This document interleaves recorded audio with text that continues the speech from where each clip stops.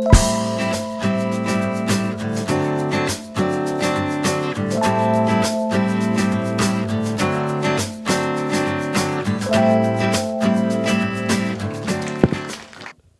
right.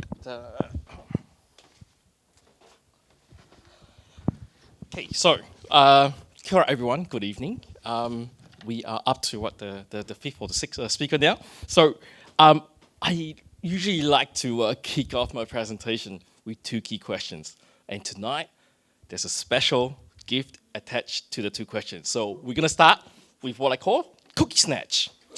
All right, so cookie snatch number one. Let's roll. All right, how many Kiwis have a disability? Oh, yes? Fantastic, well done. You get the first bag of cookies here. Awesome, you've done your homework. Ah, marvelous. So if you got my business card, read it now because question number two is coming up. What is their employment rate? Oh. Sorry? 2%? Not quite. 22, bingo, exactly. So there you go.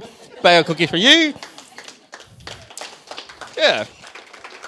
So their employment rate is shockingly and unacceptably low of 22%. You compare that with Australia, 53%, China, 49%, UK, 51%, Japan, 52%. So we're well behind all our peers in OECD countries, and that's why we exist. So I'm going to walk you through a little bit about our journey, and through our journey, hopefully we can sort of demonstrate how we walk with kindness and pamper with generosity. So this is me. I used to be a corporate banker, and I decided to leave the corporate sector because I felt it was a little bit too profit focused, except for MYOB, of course. And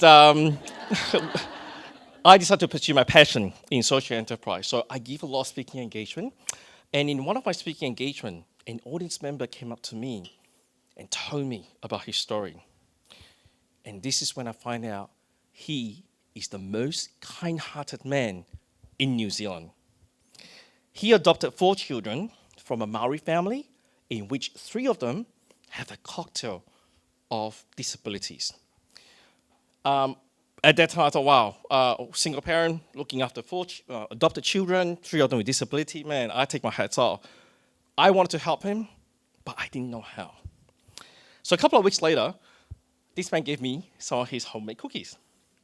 I bite into them. I said, hey, this is good, but let's make it better by putting in Louisville creamy butter.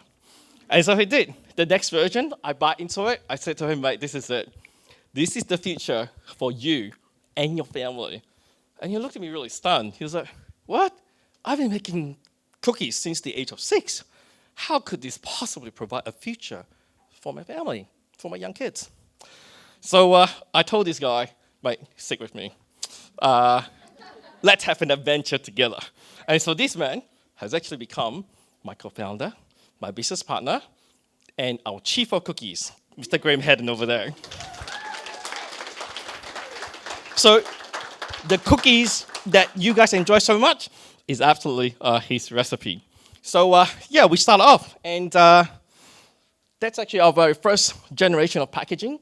And we used about 6 months to refine the recipe, and in June last year, we launched into the market. We sold over 5,000 pieces in the first 2 weeks. And then along the way, we met up with Lisa King, who kindly donated her kitchen for us to use in our first year at Eat My Lunch Kitchen. This is our second generation packaging with all the other brand partners who came on board. And then earlier this year, we launched our online store, Quintosity, with the support from Quintosity, because at that time we were actually being held ransom for over $3,000 for our website. So I decided to reach out to my LinkedIn network, and Quintosity was the first person to actually put their hand out and say, hey, Eric, we're going to support you in this journey. We're going to donate to you an entire e-commerce website. We also launched some really interesting product. This is New Zealand's very first edible cookie cup. which won this year's annual Hot Chocolate Challenge.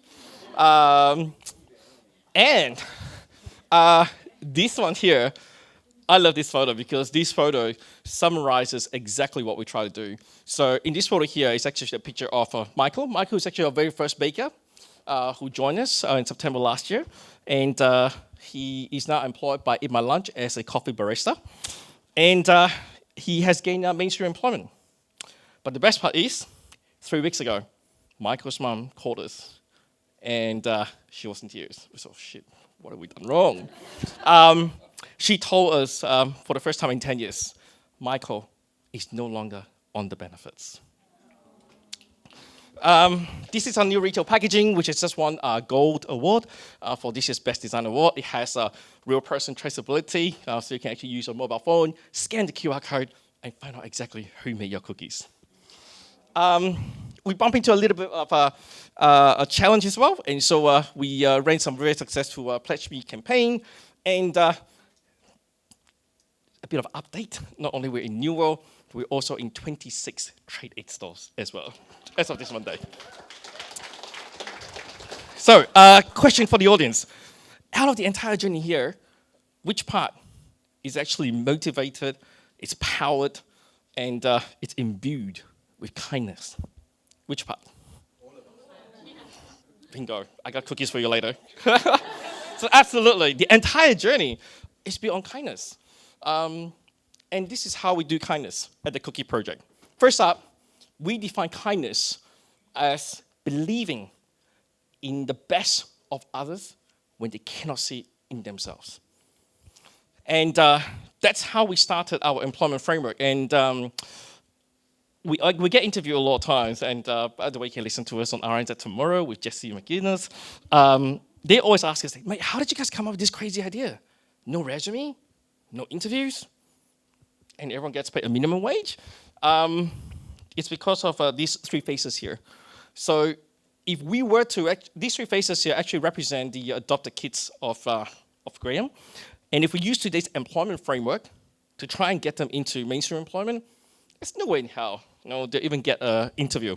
They can't, they can't even string together a sentence, let alone have a glossy resume. So that's why we say, in order to create change, in order to create impact, we need to start with kindness.